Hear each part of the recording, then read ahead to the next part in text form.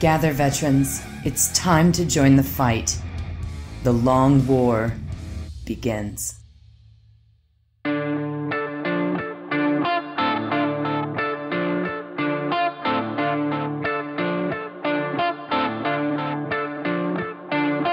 This is The Long War. I'm Robbie B, and joining me once again are my partners in crime, Kenny Boucher and Wyatt Turk from Jack of Clothes Paint. What's up, guys? Yo, dog, great to be here. Hey, everybody. And I'm here, too. Rob is back. We haven't seen you in almost a month. We've been doing this without adult supervision. Almost a month? It's only been a couple weeks. I have heard, there's been reports of a lack of adultness on this here battle, or what is it, podcast? You almost had it. It's been so long, he can't even remember what the content is called. It is referred to as a podcast, sir. It is a podcast. It's very nice. I saw the what was it, the table of contents, and it was like it was like nerd shit, and like your table of content, it was like, what is this, 20 minutes of nerd shit? What is this? It was like new preview, pop culture, nerd shit, and yeah. It was hilarious listening to it, but no, I think because I write all that stuff and then Rob reviews it in the morning for anyone who's listening at home if they want to know how that works, because he's on the East Coast, so he's in bed as soon as this is over. Generally, it's late as fuck, right? I stay up and do the editing. I put it out where it needs to go, except for the things that he has to click over to make sure they're right, like YouTube. So he'll be in there looking at everything, make sure it's okay. And he's like, misspelled everything as usual. Let me fix this. Let me fix that. And nerd shit. Nah, it's fine. You do a great job, dude. And your thumbnails have been really good lately too. I like them. Thanks, man. We'll have to have some private Photoshop classes again. You just like the distorted text. Like that's just literally Control T, right click, distort. No, I did all that, and like, I don't know. I think you added a great. There's something I couldn't figure it out, but Control I'll figure click, it out. layer, press G. Like what? You already lost me. Hold on, I need more stickies. I need more sticky tabs here. Me and Rob have had many Photoshop classes together. It's true. My photo, and I'm still a novice compared to you. Like, just watching you work with all the hotkeys is crazy. Anybody out there is trying to start their own brand on the internet, learn how to use Photoshop. You know, it's kind of crazy, all the stuff that you kind of have to know these days just to even be to create a thumbnail on YouTube. I mean, you gotta know audio editing, you gotta know video editing, you gotta know Photoshop. You have to have like a couple $100 minimum in equipment. Like it's kind of nuts. Like it's a high. It has evolved. We were doing this with, garbage when we started, obviously. Oh yeah.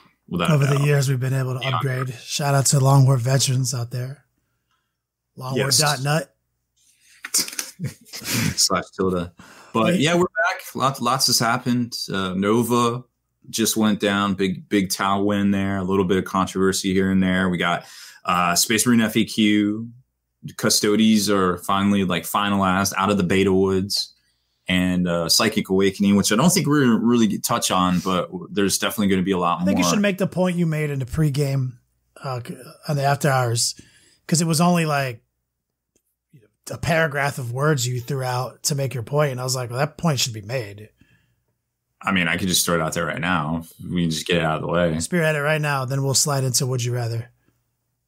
So my big thing with Psychic Awakening is I like the advancement of the storyline. I've liked it since, 2017 with 8th edition, with the whole sundering of the galaxy and all that. It's cool and it's great advancement. But if we're going to slide into another series of basically what it sounds like are going to be index books, at least 2 factions in each book, and now we're talking 11, 12 books because there's 24 factions out there, then I think we're GW would be doing a disservice to not just veterans, but also beginners by not having an updated rule set out there that's easily findable. The rule book we have now, the pages in it, there's longer designer commentary than the actual rules to play the game in the rule book that's 2 years old. So, and plus that's not even counting the 2 years worth of big FAQs, and we're about to get another one this month. So my point that I'm trying to make is that I think to go forwards, we need to build that framework and lay those floorboards, and then, build up the psychic awakening around it. But that's just me. I say weird stuff. I still don't think we should be charged for points in chapter approved, and I'm never going to back down from that. But I like the fact that the storyline and the hobby is going forward. There it is.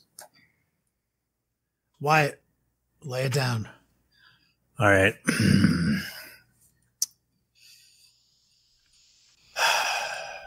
Would you rather always forget who you are, or always forget who everybody else is?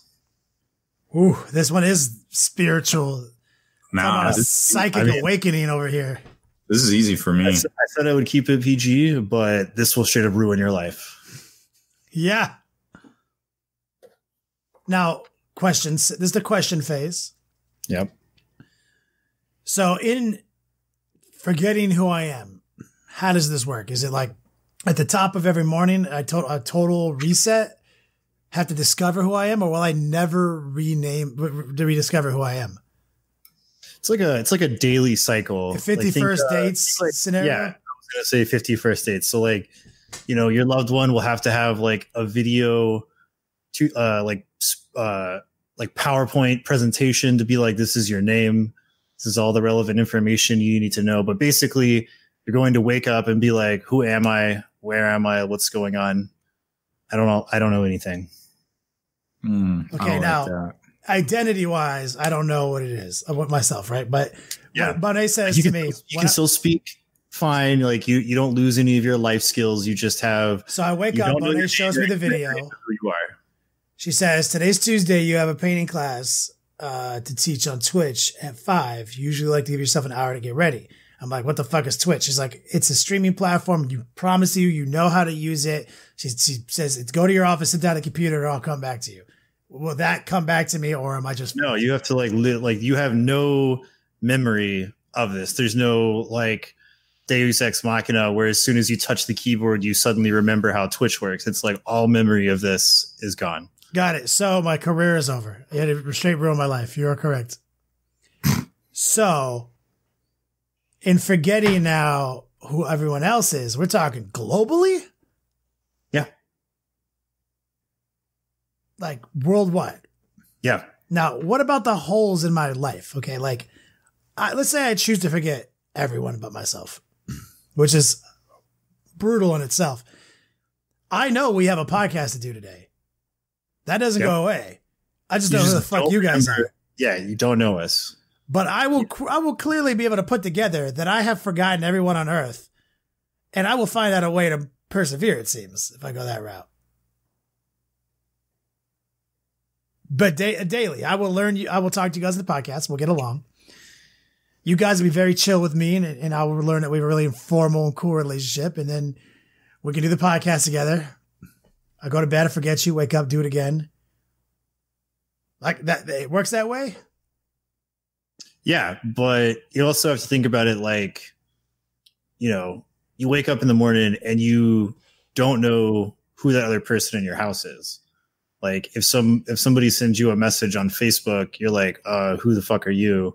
Like you don't remember anybody. But I still remember damn. That's too self-indulgent too. That's too much. I would choose to forget myself. Rob? No, I would rather trust. I'd rather trust in myself and what I stand for to remember and figure it all out than forget who I am. So if I forget people, I'll just figure it out. But I don't want to not be me or whatever. I like that because both points make sense. My position is it's too self-indulgent to forget every other person's contribution to my life who potentially made me who I am today. So for me to forget who all those people are is too much. I'd sacrifice myself in exchange for it. But I like your point the flip of it where it's like, the only thing I can trust is myself. Like I can't trust people to like paint the picture of who I am for me. Like I'm like, yeah, you make a solid point. Hopefully. Oh, so if we both pick these opposites, what happens when we meet? We'll just instantly be best friends still. Do we just become best friends? Because I will remember you implicitly, but not myself, right? Right. But you'll have forgotten me. Damn, no, we can't be best friends. We won't know. What? We don't know shit. Because you only know yourself. And I don't know myself. Yeah. We wouldn't even be able to interact. Oh, yeah. It's the opposites. This is the worst one. Unless you do it the opposites. But no, I like my choice still. Sorry, Ken. This is the relationship pivots to one of which there is only Rob. Does it apply to your pets? Do you remember your pets? Pets are people. Pets are people. You're right. They're not people. They don't count. You will remember them just fine. They're furniture for all intents and purposes. Damn, harsh. I'm gonna shit your shoes later. Yeah, I have heavy furniture. Oh, that's a good one. That one will straight ruin your life, and it's not even has nothing to do with my beehole falling out in the toilet, anything like that. I mean, there's a time and a place for a beehole falling out in the toilet. I feel like it's good to have a nice clean one here every other time. That one was for you, Horton. Horton coming in with the PG would you rather's. Wait, did you tell him about the crying diamonds? Yeah. That was his thing, right? He was like, here's a great example of a PG would you rather. Would you rather cry diamonds or poop gold? I was like, which one's worth more? Yeah. See, the whole point of the game is it's supposed to be two terrible choices. So like pooping gold or crying diamonds, like you win no matter what. I mean, you might tear your face up or rip out your beehole. It'd be like, so I pooped the gold. Gold is worth this. And I could just give myself diarrhea and just literally be rich as fuck. Got it. He's like, you're not understanding me. You don't see the point. He tried to reason with you, huh? Can't reason with the gin. Doesn't work out. He gamed it. He gamed it good. The gin would be like, you son of a bitch. It doesn't work that way. Yes, I have fixed it. Try again. Boom. So we got the gang back together, except we lost Haspil this time. Haspil filled in. FanX? He's getting ready for FanX in Salt Lake City. He's preparing, packing, on his way. So if you guys are going to be at FanX, swing by. Wherever Mike Haspil is, he'll be with the tour group, signing books. So bring your copy of Graveyard Shift. He'll toss a signature on it, or bring your Long War shirt. He'll sign that joint for you too. There's probably nothing he wouldn't sign. Hint, hint, wink, wink. Yeah. I mean, yeah, you're right. So let's slide into some coverage now. Now with adult supervision. Now that we have Rob back, Tabletop Marketplace. Is this the nerd shit part of the show? Yeah, this is in fact the nerd shit. Nerd shit. Ridiculous. No, it's good. So coming out this week at your local stores, everybody's favorite game on the podcast here, Aeronautical Imperialis. But so if you want to check that out, it'll be in stores this week. Going on pre-order this week is going to be Go Trek, straight out of the pages of novels, now in the Mortal Realms for $35. Material yet unknown. What is that? It's a plastic box. What's Go Tech? What is that? Is that Go a Trek, Dragon Ball Z character? Nah, he's a very famous dwarf slayer. He's a dwarf. The greatest of all slayers. Gutek. That's actually a fusion form. Yes. Well, I mean, you're saying wrong. He is over 9,000. Yeah, he's a slayer level over 9,000. Yep, 100%. All right, so he's a badass. Got it. Yep. New content for Warcry is coming out. Monsters and Mercenaries book is going to allow you to, it looks like you'll be able to bring your Underworld warbands, judging from the cover art. I'm sure there's been some previews like live or something, and more people know about it at this point. But it looks cool in theory because it lets you port even more things over from Age of Sigmar to play in Warcry. So that's pretty dope. That's $25 for that book. And then they split up the starter so you can buy the Chaotic Beast, the Untamed Beast warband, the Iron Golems separately if you want. So the Chaotic Beasts are 45, the 2 warbands are 50 each, just like the other 6, I think, or something. I can't even keep track anymore. And it's only been 3 weeks. The Chimera, they're putting a Chimera back out, not the Imperial Guard tank, but the 3-headed beast from Warhammer Fantasies coming back out for $45. And there's a new set of terrain for Warcry called the Defiled Ruins, which looks to just be the Azerite ruins with like a new board, I guess. Haven't got it in my hands yet. Sounds like a joyless cash grab to me. I mean, they are pretty good at re-releasing the stuff. Now, what's cool about the re-releases of the terrain intended for Warcry is that they come with all the decks and the boards that you need to actually play Warcry itself. Whereas if you just bought the Azerite Ruins, you wouldn't get any of that stuff. So, I mean, it is what it is. Will it be something that you can get 6 months from now? Hard to say. So, how much money is it? It's $90. I've got something for that. Is it a sound effect? It is. You will find out later. Great. My money's on X gonna give it to you. No. Damn it. That one ruins are. Was it face down, raise your posteriors? Nope. It was the Price is Right buzzer. Oh, you finally used it. They can't hear anything if you listen to this podcast. They can't hear what I hear on the recording side of things. It's like you're the podcast whisperer. I love it. And then there's some audiobooks, hardback novels and stuff coming out from Black Library, but they always got a bunch of stuff coming out as well. On the Game Aid side of things, I know I haven't been here in a couple of weeks, so I wanted to talk about 2 apps, services, things that you might want to check out. So there's one called AOS Reminders. It's a website. I think it's like davisford.com, or just look up AOS Reminders or Davis Ford. You'll find it.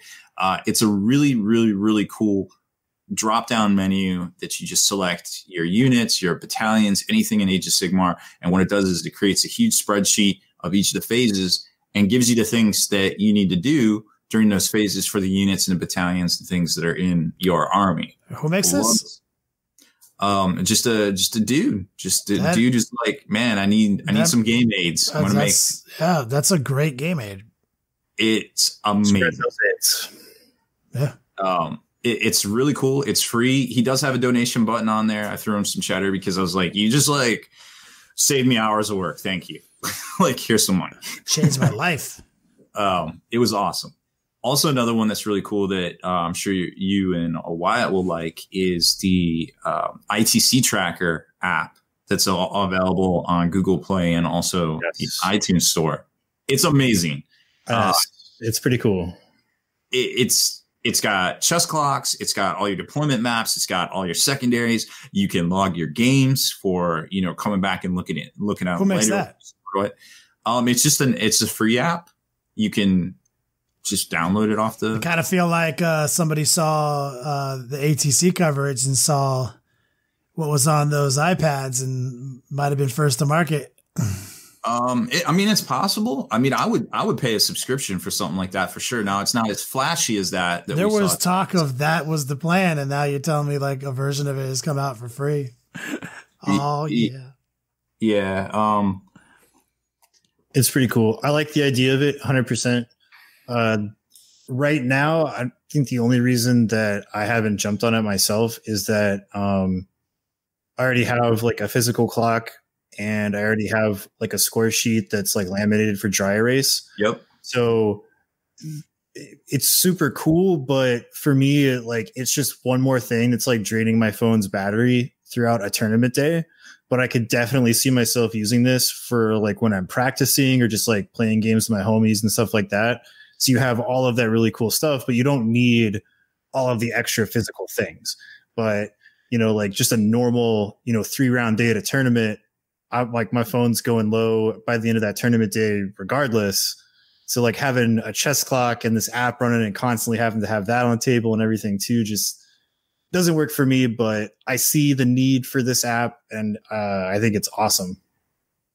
I can confirm it's pretty dope, and I'm going more and more digital myself, just between my interactive codex books, things that, I've scanned over to quick reference in my iPad. So I don't have to carry all these books upon books upon books. I just carry my iPad down in the game. And, it's cool because you don't even have to have the signal, it's all on your iPad. So, and I can look at my army list too. So it's pretty dope, but I definitely wanted to put the word out there about those two apps / services. I don't think the AOS reminders, it's a website, so you're going to have to physically go there, but you can save your flowchart as a PDF. You can email it to yourself, or, whatever you want to do, print it out, actual hard copy too. So it's pretty dope. It's definitely worth a look if you play Sigmar, for sure.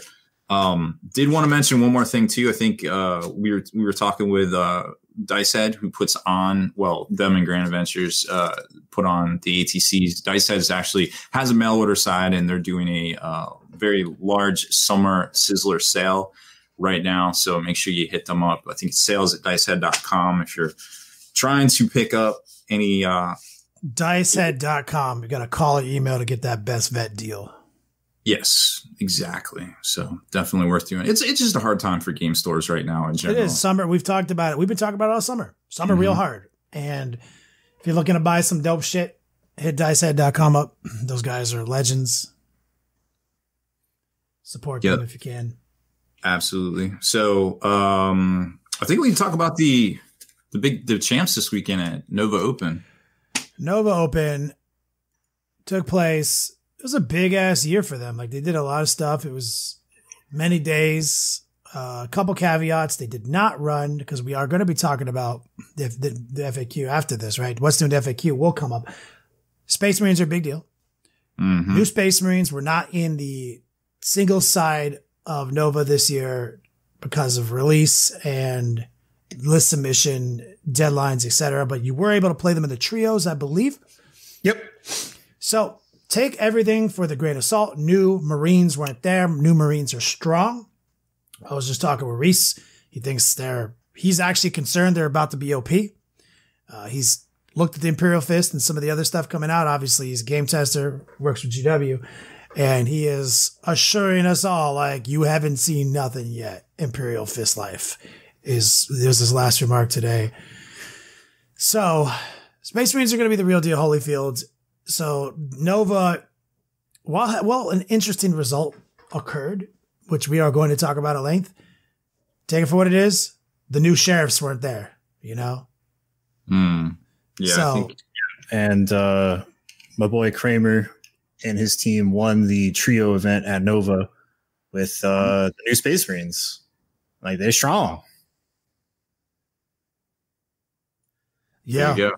I mean, they're real strong. And trio, I love the way they do their trios there too, though. But that was really cool. Kramer is an OG'er. Let's take a look at the winning list for Nova 2019. It was Tau. It was Tau. It's Tau. Weird new space commies. The Tau, whichever you want to call it. So Tau Sep, Outrider Detachment. Name was Richard. Don't want to say his last name wrong. Richard Sigler. Yeah. It's funny. He's been crushing it in the scene. Seen his name in the app. I don't think I've ever been in the same room as him and shook his hand. He last reported he's making the podcast tour right now, that he's like 64, 4-2 with that list right now this season. That is a lot of games. Okay. So that man has wielded a lot of skill and reps at this event over 9 rounds. He went undefeated. Now back to you, Rob. Break it down. Yeah, it's pretty huge. So Tauset Outrider Detachment, the typical Commander HQ, 2 shield drones, also had Dark Strider in the first detachment here. Also included troops, Fire Warrior Strike Team with 2 shield drones, fast attack, Pathfinder team with 2 shield drones, a recon drone, grav inhibitor drone, pulse accelerator drone, second Pathfinder team of the same, and 3 tactical drone squads consisting of 6 shield drones. So 18 total drones. 18 from just those, just from the rule of 3. Detachment. Well, more than 18. It's 18 in just those 3 units, those 3 squads. Right. And then you said all the Pathfinders had shield drones. Mm-hmm. And a grav drone. And a grav drone and a pulse accelerator drone. That's just 1 detachment. Yep. Then he had a Vanguard detachment, another commander with 2 shield drones. The meat and potatoes of the list for some, in most regards, elites of 3 Riptide battle suits with smart missiles, advanced targeting system, heavy burst cannon, of course, and velocity tracker. Then he took a Tau Supreme Command detachment of 3 Cadre Fireblades, each with 2 shield drones, and another commander with 2 shield drones, and an Ethereal with 2 shield drones.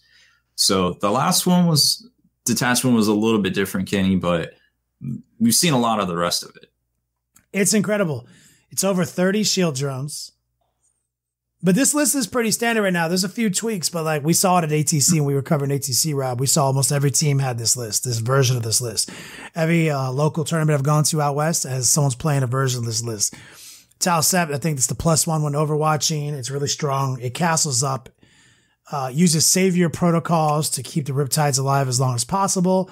And it has a bunch of tricks up these sleeves with those Pathfinders, the way they move up the board, the way they get what they need. Because it still is ITC. You got to kill, you got to hold, you got to kill more, you got to hold more, and you got to get those as secondaries, right? So like there's a lot of offensive secondaries for this list. I think this list considers ground control a lot because it expects to not, if it gets, if it wins, it has the ability to get ground control. It's probably, it's going to get, big game hunter. If that's what it wants, it's going to get. Mm-hmm.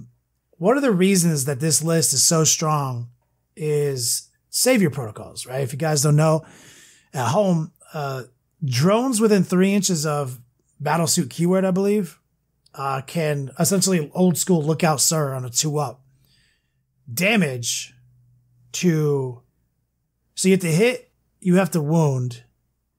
Then that wound is converted on a 2-up to a single mortal wound to a drone unit within 3 inches. Right. So you have to interact with the Riptide at his toughness value. Then he can convert it on a 2-up to a single mortal wound. It's like a last cannon. There's 1 mortal wound. Shield drone, 5-up, no pain. May or may not die. So that's the guts of the list. Now, it's not new. We've all played against these lists, right? Wyatt, when you see a Tau list like this, what's the first thing you shoot at? Drones. Like, kill them fucking drones. Right. So if I'm playing against it with my Space Marines, I hit those drones with whatever I need to. If he's hiding them, then I hit him with a Thunderfire cannon or a Whirlwind or something like that.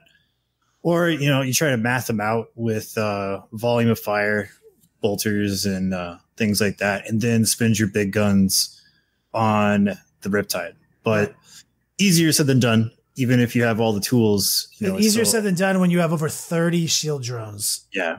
And the trick, and Wyatt's big point was if he's hiding them. A lot of high-level Tau players know how to use terrain to their advantage, like ruins or walls, like LOS blocking line of sight stuff. If you can get your 3 Riptides in a great centralized position, and it just happens to be a nice LOS blocking piece of terrain there that they could put 30 drones behind, or even just like 15, 20 behind that wall, but still be within 3 inches of the Riptides, that means you can't target the drones first, because that's the easiest way to get them.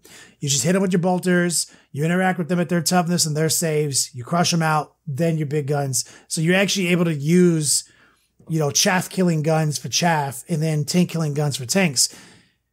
That becomes very difficult to do with a player like Richard, who knows what he's doing at that high level. He knows how to use that terrain. Nova has very balanced terrain on the same table. He was able to basically kind of stick to a game plan throughout 9 games. Now, not taking anything away from the guy. He did it 9 times in a row, guys. Yeah, it's huge. That's crazy. I would never have thought this list, even knowing what I know about the list and how it plays, could have done it 9 times in a row with that crowd out there. But he did it. Like, that's as salty as I get about Savior Protocol. I don't think Savior Protocol is OP. I think it just feels shitty when it's happening to you at this max level, totally high level style of play with a terrain when he's not as he uses terrain, you know? It's a feel bad Z placebo effect. That's a perfect way to describe it because it's not on paper OP at all. Like you can clear those drones. Clear those drones, kill those riptides. Well, no one was able to do it 9 times in a row. Yeah.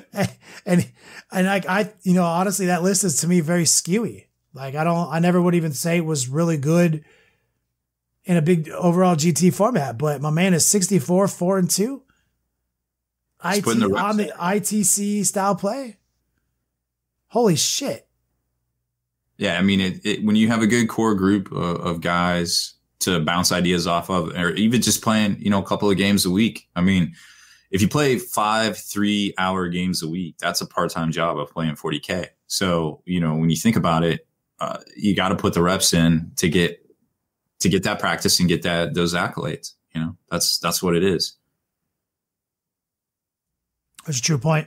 Someone in chat said something I normally don't comment on chat during this section, but it says Shield Drones don't sound too much worse than Plague Bears screening less than 10 wound characters.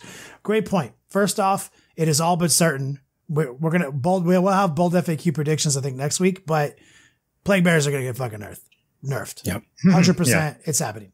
So to your point, crunch time. Yeah, in some ways you're right. And it's going to be addressed, but simultaneously, the bones of it is very different. I can shoot those Plague Bears, try to clear the screen, right? Plague Bears have feel no pain. So my multi-damage weapons hurt them, right? They have a 5-up, 5-up. Shield Drones have a 4-up, 5-up. They have a 4-up invulnerable followed by a 5-up feel no pain. So the difference is the level of interaction that you can't interact with them, you can't do anything about it. Mm-hmm. And a less than 10 wound character is not a more than 12 wound Riptide that suddenly gets treated as a less than 10 wound character. Yeah, because like there's a difference between chewing through 10 to 20 Plague Bearers, especially with all the tools that everybody has to deal with a unit like that, and basically having to kill 1.5 Night Titans before you can even deal wounds. I mean, even 90. Riptides. Let's save the most extreme version list. 60 Plague Bears and 30 Pink Horrors, right? 60 Plague Bears will die if to a lot of armies if you can see them. Like, right. Every time I play up against that list, I kill the 30 on turn 1, 30 on turn 2. The problem is like those Plague Bears were hiding behind a wall and I couldn't see them. And they still somehow counted as screening the units in front of them. That's the problem. And suddenly if all my multi-damage weapons was converted to 1 damage, mortal wound, so that was easier for them to get their feel no pain save through. No. But rest assured, Plague Bears will be nerfed. I think it's going to be in squad size. I don't think they're going to be 30-man squads. Well, I have lots of thoughts on that, but none of which are really important right now. I think, but not salty. Congratulations, Richard and his Tau. Oh, yeah. Crushed it out. Tau are not fucking OP. I'm not trying to make it seem like they're OP. This is a major win for Tau. A good army piloted by an expert general. 9 wins at a high level GT. That shocked me. That news shocked me. That's great. It's great to see some interesting lists at the top, and there definitely was at this event. There was a distinct lack of chaos too, but we got some meta changes on the horizon. Obviously, Space Marines being part of the meta right now is going to be pretty huge. But even Sisters coming on board in like November, December, look poised to shake things up because they'll be legal for LVO most likely. So. Yep. LVO's I guess we got Warzone Atlanta. So Marines will be legal for that, but Sisters won't. So that we're going to that. It's at the end of October. So new Marines will be there in force. Yep. So and there'll probably be another round of Marine books out. So you're probably looking at maybe Iron Hands and Raven Guard being legal by then. So yeah. There's still a lot on the horizon. Plus Psychic Awakenings. We've got a bunch of books coming out for that. So it's very exciting. 100%. Well, speaking about Marines, we got what? We got some clarifications. What's new in the FAQ? We got some FAQs. So basic, the official update for Codex Space Marines. We had some erratas for Hellblasters, changed their power level to 8, and changed a little bit of a wording in a sentence. So, you can take 10 total, and then it changes their power rating a little bit. They changed, or I should say they clarified drop pods and drop pod assault. And basically you cannot hold them after turn 3. Like they have to be on the table turn 3. So technically you can still 100% embark your army on drop pods and have nothing on the board T1, but your entire drop pod force must come in on turn 3 or be destroyed. Well, something has to come on by turn 2 or be destroyed, whether you're playing Sudden Death or ITC. Yeah. I'm just saying. And full disclosure, ITC still hasn't updated their championship packet. You're actually tabled on turn 1 if you do that. For basic games, yes. ITC, you cannot do that or should not try to do that. Yeah. So it's a little strange that they clarified, like, you have to come in, at the end of turn 3 or be destroyed, but not the first part of that where you can technically null deploy in turn 1. So, but that's what they gave us. That's what we have. Let's see. They had a word change to the Ultramarines Codex Discipline. The fly thing. Yeah. Mm-hmm. Auspex scan was changed slightly. Before it said that whenever your opponent sets up a unit on the table, you can use Auspex scan. So like technically if a guy like hopped out of a vehicle, you could use Auspex scan on him. Now it specifically says reinforcements. So anything that counts as quote reinforcements is what you can use Auspex scan on.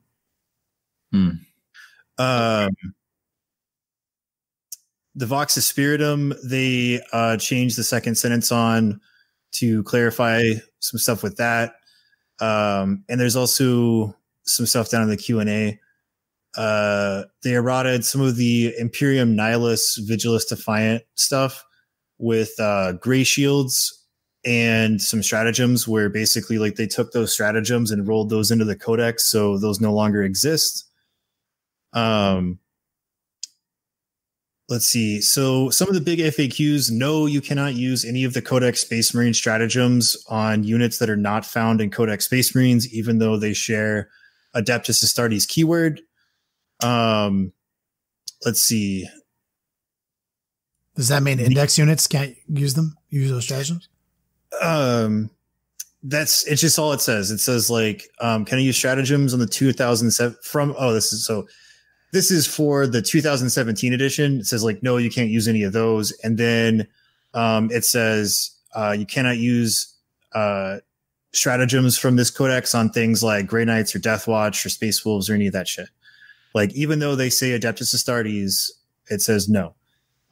Because in the codex, it says like, when determining keywords for these rules, you cannot select Space Wolves, Blood Angels, Dark Angels, Death Watch, Grey Knights, or Legion to the Damned. Like it clarifies that. The other big one was with Assassins. So they asked, like, if I play the stratagem to include an assassin, does that count as quote unquote being in my list? Whereas beforehand, no, technically it was, you did not have that model in your army list. You just played a stratagem, but they clarified and says that yes, it does count as a model. So any Space Marine players, you will lose combat doctrines if you include an assassin in your Space Marines army. Some other stuff that was here or there. The one thing that a lot of people are talking about is they clarified for exploding dice. And basically what they said was that, like, if you have an ability where you roll a 6 and then that explodes, the result of that dice is the additional hit is the same value as the original thing that caused it. So a 6 creates an additional hit of a 6. And they did a poor job of this. That's like a warlord trait or something, right? Yeah. And the issue is that basically because the warlord trait they're talking about does not specifically say that it does not stop causing additional hits, you can basically cause like an infinite number of hits with this like combo that they're talking about. We've had combos like that in the past that were like, as soon as it hit, you're like, take the mod off the table because. Yeah. So. Because technically if it's a 6 and a 6. Yeah. Because a 6 causes 2 hits. And if those 2 hits are 6s and there's no clarification that says like these hits cannot generate extra hits, basically it's like, well, I can literally represent it by grabbing a bucket of dice, like a literal gallon, and just keep rolling them infinity to represent how many hits I have until you've taken enough wounds you die. Because there's no limit to how many hits it incurs. So we need GW to clarify the exploding 6 rule, because most things do say further 6s don't cause more. It's this one thing. But this one doesn't. Yeah, it's weird. It's a warlord treat. I'm trying to find it. Well, isn't the root of it Siege Masters chapter? It says like the Imperial Siege Masters chapter tactic. Do these additional hits gain any other benefits that would apply to an attack on a hit roll of 6, e.g. an infiltrator's marksman bolt carbine? And then they say, yes, the additional hits are treated as having rolled the same value as the dice rolled that generated them. And there's just like, so while this one thing says like these do not cause extra ones, like there's some comboing that does not have that clarification, which means that like there are units where it's like, well, I rolled a 6 with my bolter on your Night Titan, so basically you can pick it up or you can roll saves until he's dead because I just have an infinite number of 6s. Yeah, none of that shit's ever gonna fly. Yeah, so like I don't think any TO in their right mind would allow that if somebody tried to pull that on you, but like, you know, the internet is a buzz because it's a thing. I would say fine. You need to roll it. You rolling it on your chest clock. Yeah. Like I'm just gonna tell me how many saves I need to take when you're done. Yep. And then we'll switch it over to my chest clock. You need to physically just keep rolling them out. Yeah, they also stated that you can't use Auspex scan on a unit that is set up on the battlefield before the start of the first turn. Few of these are kind of dumb questions, but those were the couple of big ones. The errata itself has a number of things. So they added Angels of Death to a number of units from the index, which sparked a bunch of kind of jumping the gun on like what got what. So because there is some like Damned Legionnaires and some Space Wolf units from this Index Imperium 1 that they gave Angels of Death, people were like, oh, well, now Space Wolves have combat doctrines and this and that. And no, it's just these units because basically these guys are going to get rolled into the Legends, I think is what they're supposed to be called, right? Yeah. And so they're just preemptively doing some things to allow people to play their old models in a more relaxed setting. They also changed some chaplain stuff. Like they gave them the priest keyword, and basically they gave these guys the litany mechanic that now exists, but they only know Litany of Hate. So you cannot use litanies from Codex Space Marines on anything outside of that, because again, it says it's chapter keyworded, and it clarifies in the Codex when selecting a chapter keyword, you cannot use, Dark Angels, Blood Angels, blah, blah, blah. You can't use those. And this was actually some wording that was FAQ'd very recently because there was like a chaplain Venerable Dreadnought that everybody could take, and it has this model knows Litany of Hate and one other litany. And so people thought they could use Space Marine litanies on their like Wolfen and shit, but then they clarified that it's like excluding models from Deathwatch, Space Wolf, Dark Angels, Blood Angels, and their successors, yada yada. Beyond that, They just added some stuff. Like most of the big paragraphs of errata are for these like outside of the Codex chapter models from like the Index and Space and Forge World. So you have the like the Chaplain Dreadnoughts, and then you have the Minotaurs guy and High Chaplain Thulsa Kane from the Executioners. I think so, yeah. Pretty cool.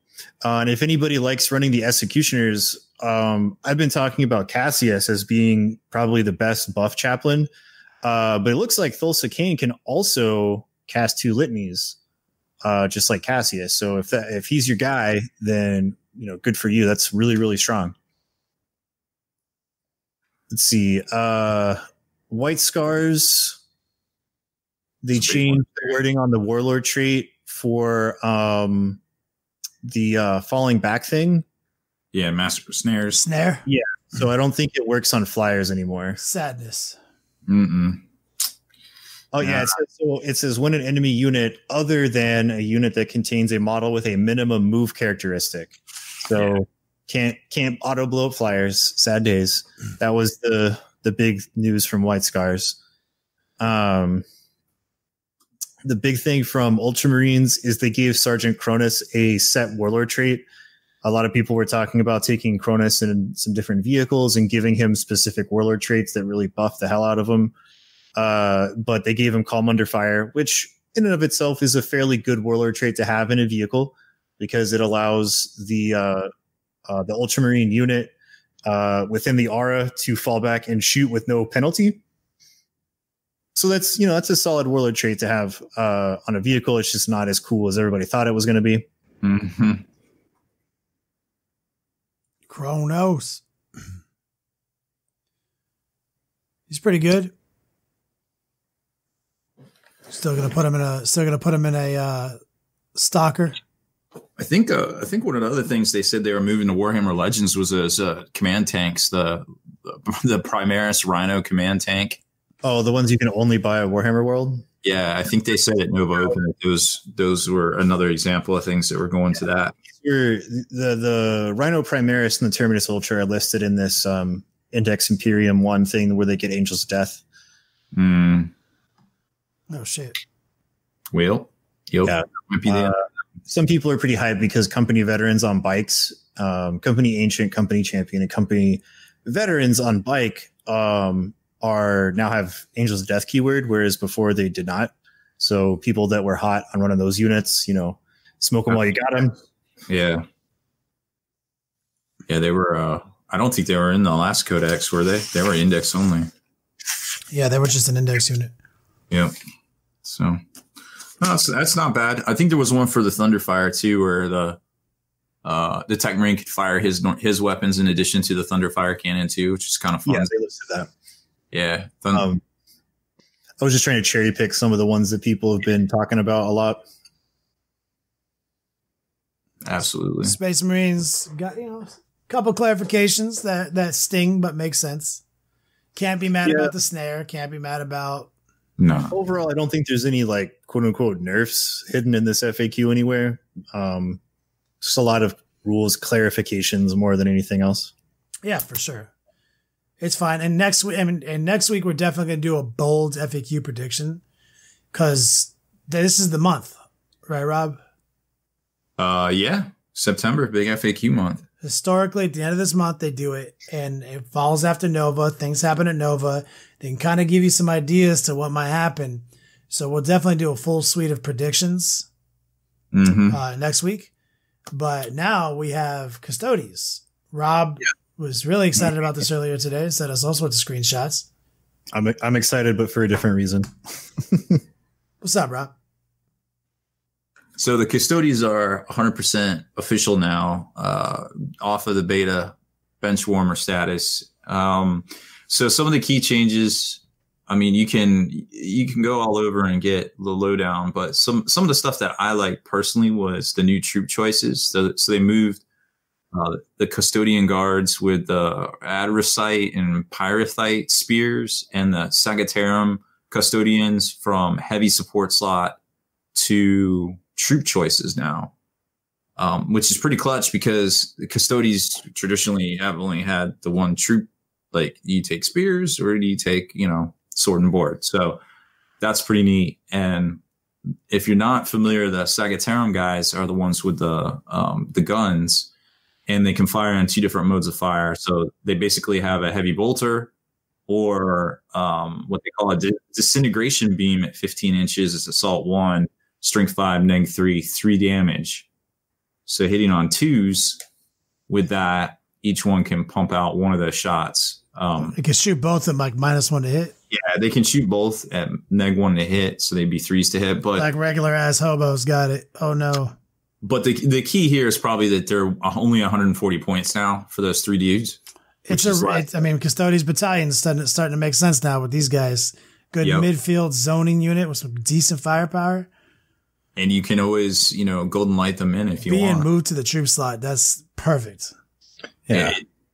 It helps out. I'm super stoked. A big change that's still kind of up in the air, depending on who you ask. They either like it or they don't like it, or they're going to go one way or the other, is the Caladius got a little bit of a nerf. The Caladius. Yes. Finally. Yes. It's not. I would say that this is actually quite a big nerf. I would say in between. They're used. It's an in between Z. It's fair. Like. See, it's remember that statement. It's not over pointed. Before it was under pointed and overruled, right? Yes. Now it's pointed to its rules. And so they did that in a unique way, which is the right way, which isn't to say we're going to just leave it as it is with its rules and then shoot its points up until it makes sense.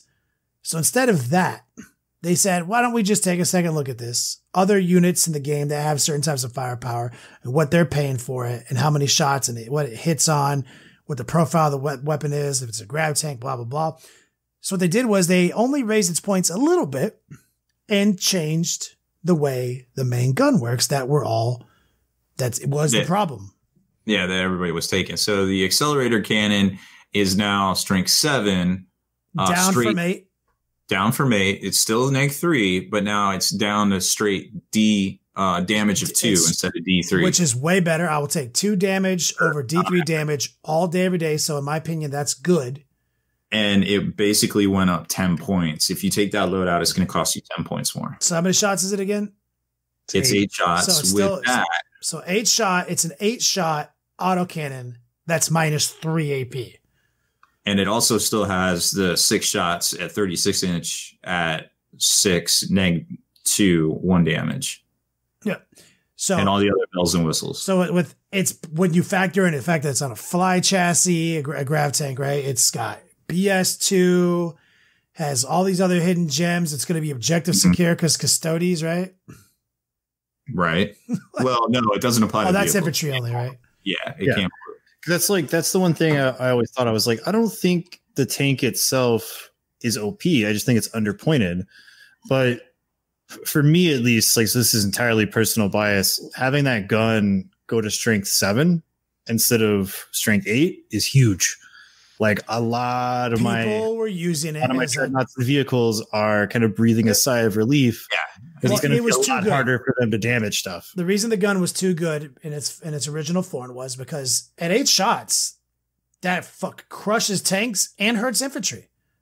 Yep. Like when you have 3 of them collectively pumping out 24 shots, that'll clear a unit of dudes out, wounding on 2s, AP -3, D3 damage.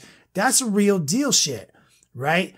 But then when you turn them on tanks at strength 8, that wounding on 3s, hitting on 2s, that's a real deal. Most vehicles are toughness 7. Mm-hmm. This thing just went down 50% effectiveness on wound conversion. Yeah. Like straight up, if you're toughness 7, it's wounding you on 4s, not 3s anymore. Okay, so right now, if you're a heavy vehicle army, it lost a bit of a step when talking about its effectiveness at dealing with both infantry and tanks. Now, if you're toughness 6 and below, this vehicle is unchanged. It's picking up units, but the thing is now you have to say, okay, well, do I take the blaze cannon? Do I go hunting toughness 8 or 7, or do I do the anti-troop? I'm totally cool if people start using the blaze cannon because in its anti-armor profile, it's only 2 shots. Right. I would much rather take the D6 damage on 2 invul saves than have to be taking like 5 invul saves where it was before. So like if you're shooting my Dreadnought, right, I have a 5-up invul save, whereas before he would wound me like 6 to 8 times. Yeah, because it was on 3s. Yeah. Mm-hmm. Whereas now it's like, okay, cool. So he's going to convert Max a lot less of those into wounds. I'm totally cool taking invul saves on that, right? And then, especially now that I have Duty Eternal, that 2 damage becomes 1 damage. So, like, I'm totally not scared of that anymore. And then if he goes to the Blaze Cannon, he's only shooting me twice, and he still has a chance to miss, and he still has a chance to not wound me. So I'm taking maximum 2 invul saves. I feel way better about that.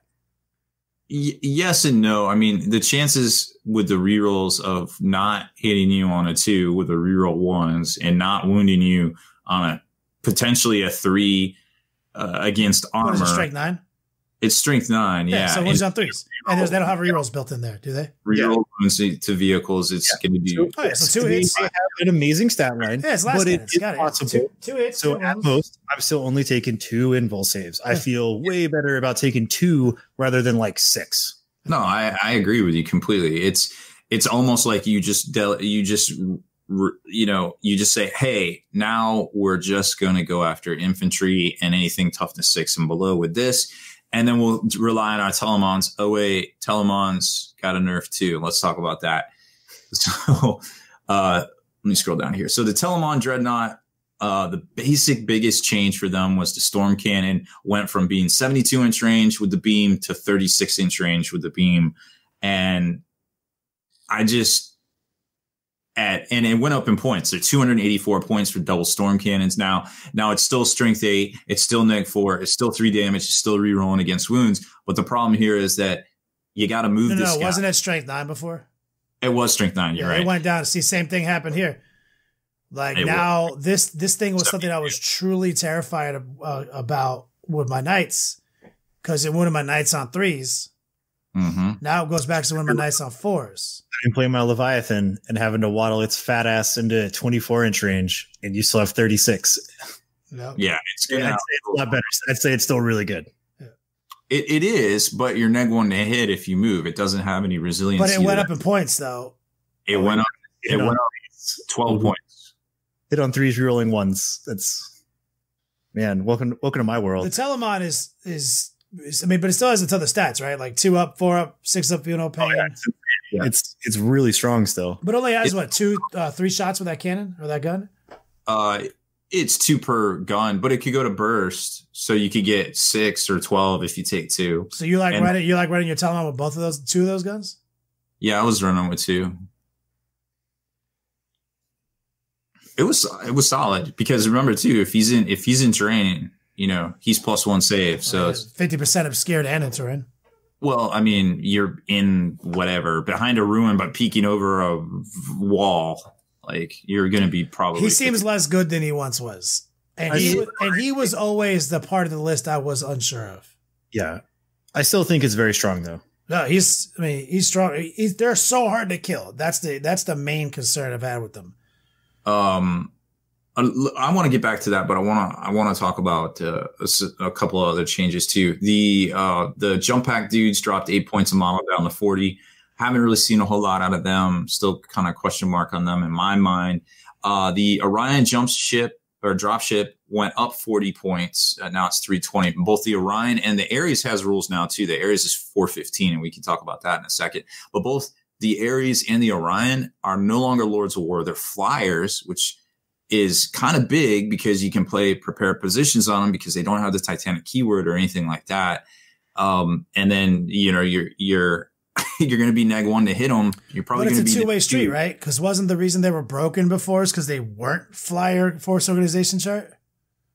You can make that argument because they could technically score objectives, but now they can't because they're boots on the ground. Yeah, like they literally can't interact beyond offense. Right. On the table.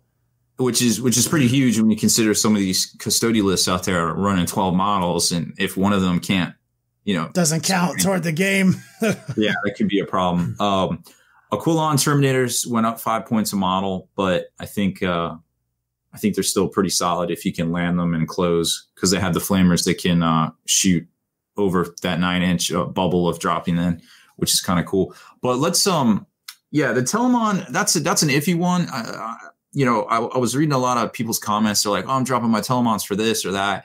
And, that gives you a solid like 500-point bubble to take out of if you were running 2 of them, to take out of your Custode list, and then substitute in with some other stuff like, tank commanders, knights, you could definitely roll knights. You could roll in that new Ares that's just released and has 40K rules, which shit, damn, yeah. If you got 500 points to spare, man, throw a knight in that motherfucker.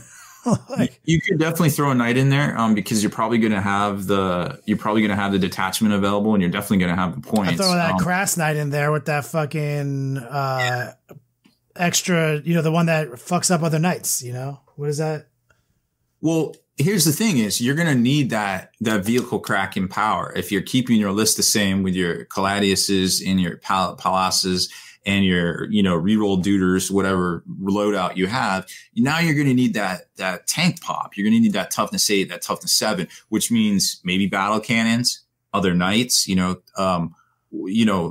those are solid choices. But here, let's talk about the Ares. Cause when you see these Custode flyers, there's just something, for me, there's something about them. Like I crack out on them. Like I just think they're the coolest thing ever.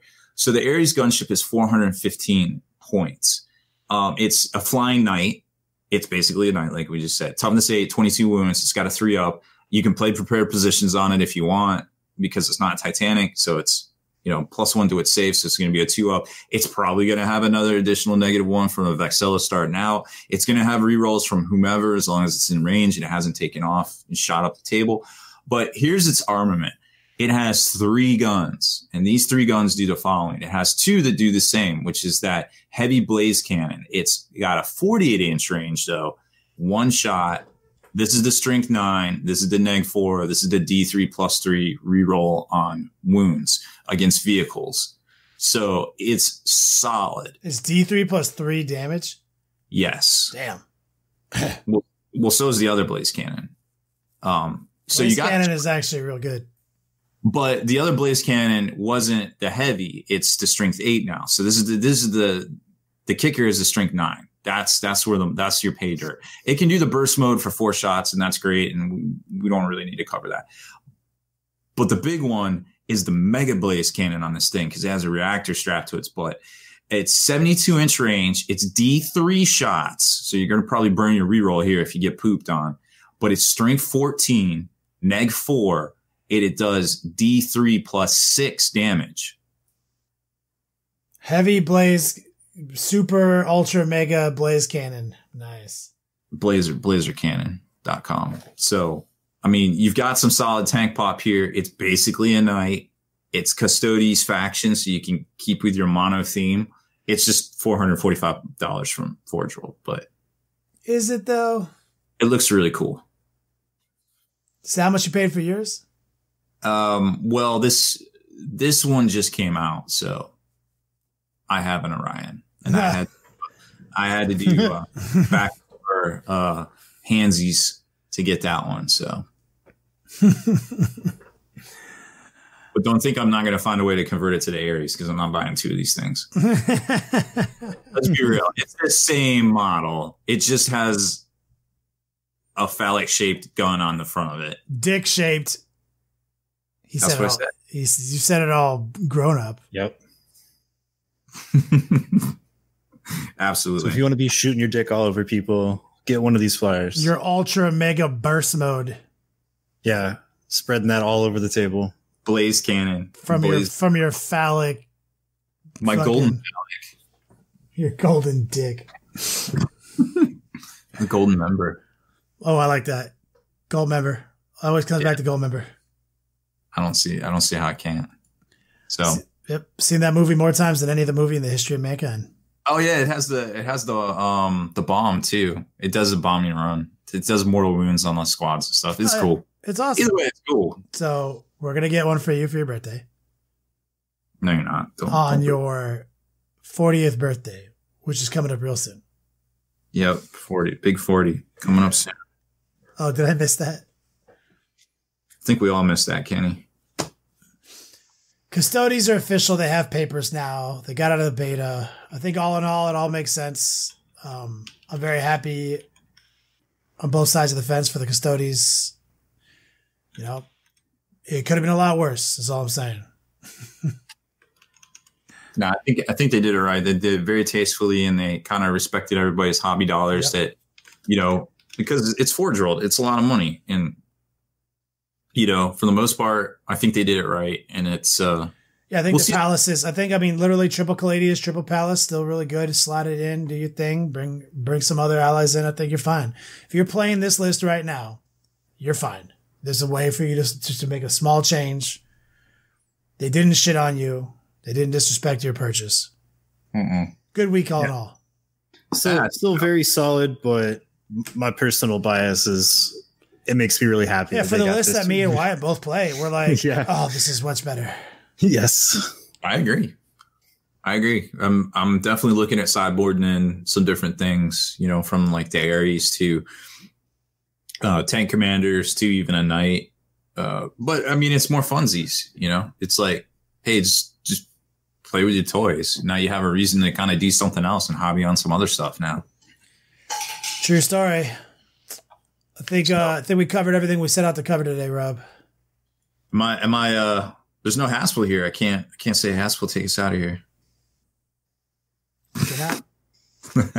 All right, well, so that's it for this one. We're back.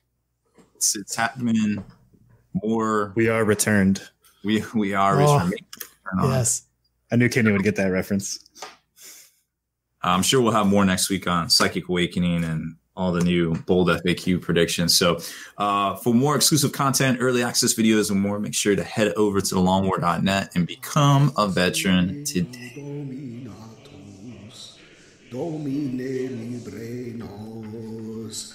From the lightning and the tempest, our Emperor deliver us. From plague, deceit, temptation, and war, our Emperor deliver us.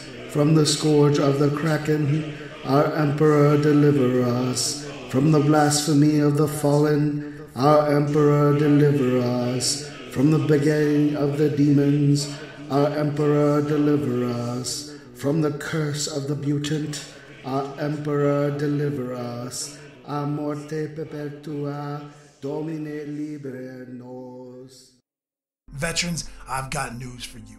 Get your best deals online at dicehead.com. Long War Vets, call or email for your best vet deals. That's dicehead.com.